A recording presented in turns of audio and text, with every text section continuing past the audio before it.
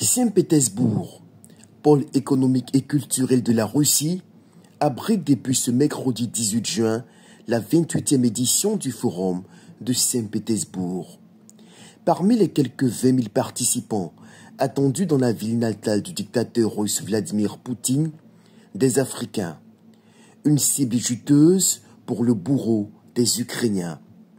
S'il nourrit de longue date des visées sur les ressources naturelles du continent, l'avènement ces 4 dernières années de putschistes serviles, résolument soumis aux desiderata impérialistes de Moscou dans la région du Sahel, lui ouvre un boulevard pour éviscérer méthodiquement des pays où la conscience citoyenne est tragiquement abrutie.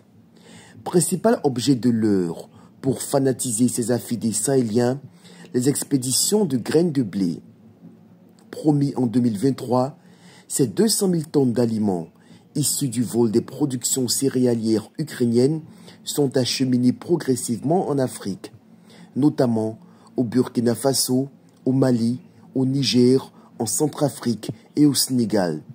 De plus, les échanges commerciaux entre Moscou et l'Afrique ont enregistré un bond considérable pour atteindre les 27,7 milliards de dollars au mois d'avril 2025, indiquait Tatiana Dovgalenko, directrice du département du partenariat avec l'Afrique au ministère russe des Affaires étrangères lors du 4e Forum Russie-Afrique. Sans surprise, les investissements russes en Afrique se concentrent essentiellement dans les secteurs miniers, énergétiques et militaires. Pour résumer la doctrine du partenariat russo-africain version russe, piller, se servir au maximum et faire de bonnes affaires grâce à la naïveté légendaire de certains dirigeants africains.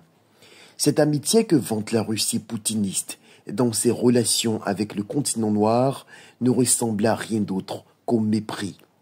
Un partenariat à sens unique dans lequel on infantilise, voire on soumet une Afrique victime de ses propres turpitudes.